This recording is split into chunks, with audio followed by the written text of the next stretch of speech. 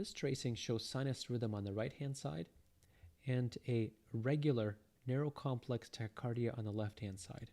And the regular narrow complex tachycardia has the same four usual differential diagnosis list, which is atrial tachycardia, AVNRT, AVRT, and junctional tachycardia.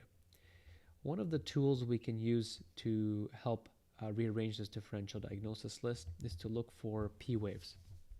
Now, this tracing has very clear P waves. This is a zoomed in version on the bottom here. It has clear P waves at the terminal portion of the QRS, and I know they're P waves because they're absent in sinus rhythm.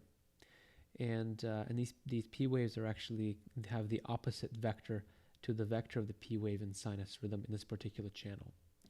And what's really helpful is the finding that this SVT ends on a P wave. And this makes atrial tachycardia very unlikely because whatever's causing the atrial tachycardia in the atrium has to stop, and at the same beat, this last impulse would have to block in the AV node for this to be atrial tachycardia. These are two independent events that must happen in the same beat. It's not impossible, but it's very unlikely, so we can generally put atrial tachycardia very low on the list. And also, for this to be atrial tachycardia, it would have to have a long first-degree AV block, which is two potential diagnoses. And the more simple explanation is that this is AVNRT or AVRT.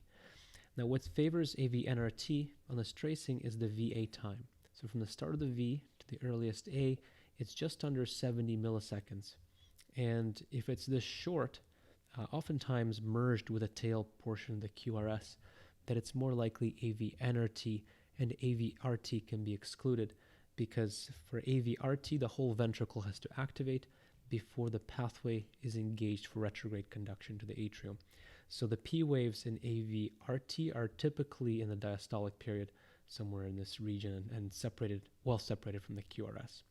So the most likely diagnosis is AVNRT, but certainly other SVT mechanisms aren't definitively excluded.